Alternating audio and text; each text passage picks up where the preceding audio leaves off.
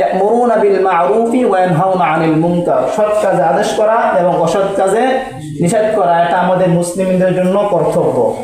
আমরা সবাই এক দেশে বসবাস করি, আমাদের সামনে যদি কোনো মুসলমান অপর একজন মুসলমানকে হত্যা করে কিংবা কোনো একটা দুষ করে, তাহলে আমি মুসলমান হিসাবে এটা আমার দায়িত্ব, কর্তব্য ওই ব্যক্তিকে অসৎ কাজ থেকে নিষেধ করা, এটা আমার দায়িত্ব। এই নিষেধ করার কারণে যদি ওই ব্যক্তি মনে করে আপনাকে বিভিন্ন ভাষায় কথা বলে, তাহলে এইগুলো নিয়ে চিন্তা ফিকির না করা, আপনার যেটা দায়িত্ব সেটা আপনি পালন করছেন। তো আল্লাহ রাসূল সাল্লাল্লাহু আলাইহি ওয়াসাল্লাম ইরশাদ করেছেন, কোনো ব্যক্তি যদি আমার উপর দুরূদ শরীফ পাঠ করে, তাহলে মহান আল্লাহ পাক রব্বুল আলামিন ওই ব্যক্তির উপর 10 বার রহমত নাযিল করেন। সুবহানাল্লাহ। তো কিভাবে? আল্লাহ রাসূল সাল্লাল্লাহু আলাইহি ওয়াসাল্লাম ইরশাদ করেন, মান সাল্লা আলাইহি সাল্লাল্লাহু ওয়াহিদান, মান সাল্লা আলাইহি সাল্লাল্লাহু ওয়াহিদান আলাইহি 10। যে ব্যক্তি আমার উপর একবার দুরূদ পাঠ করবে সওয়াবের আশায়, আল্লাহ তাআলার জান্নাত অর্জনের আশায়, রাসূল কারীম সাল্লাল্লাহু আলাইহি ওয়াসাল্লামের মহব্বতের আশায়, যদি কোনো মানুষ, কোনো মুমিন যদি একবার দুরূদ পাঠ করে, মহান আল্লাহ পাক রব্বুল আলামিন ওই মানুষের উপর সন্তুষ্টি হয়ে তার উপর 10 বার রহমত নাযিল করেন। সুবহানাল্লাহ। তো সেই দুরূদ কি?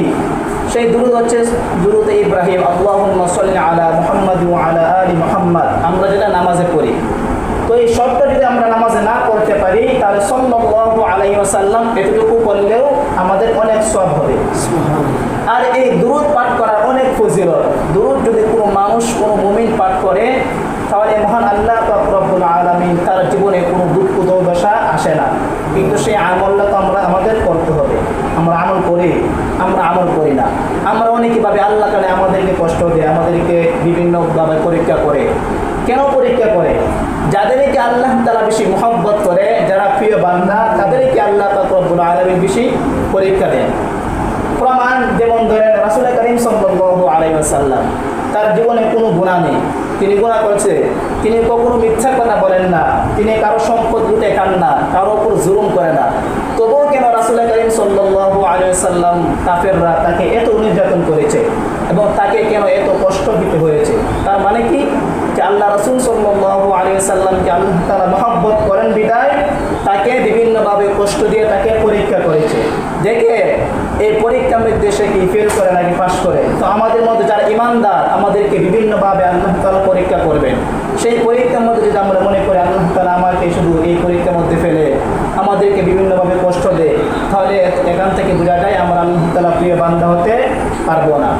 এই কথা আল্লাহ পাক রব্বুল আলামিন নিজেও কোরআনের মধ্যে বলেছেন।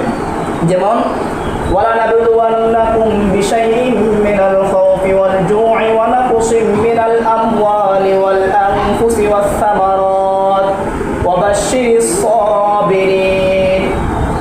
মহান আল্লাহ পাক রব্বুল আলামিন আমাদের জান-মাল দিয়ে, ভয় দেখিয়ে, ক্ষুধার্ত দিয়ে আমাদেরকে পরীক্ষা করবে।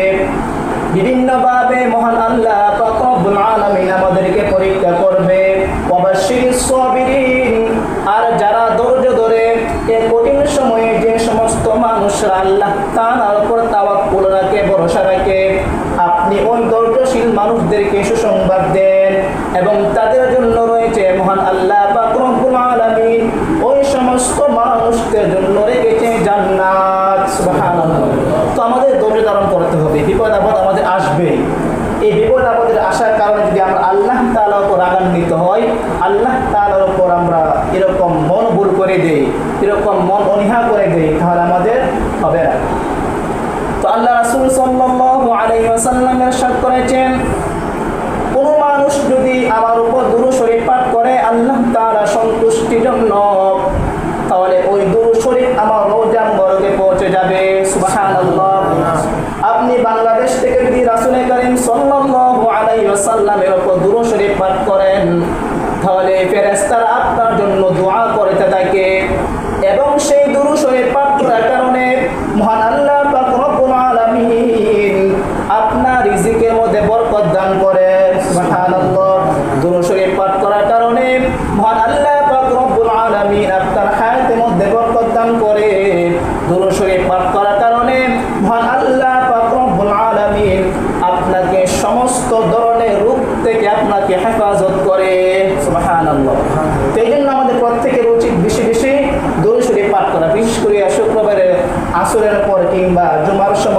এই সময়টার মধ্যে প্রিয় হাবিব মুহাম্মদ সাল্লাল্লাহু আলাইহি ওয়াসাল্লামের উপর বেশি থেকে বেশি দুরূদ শরীফ পাঠ করা।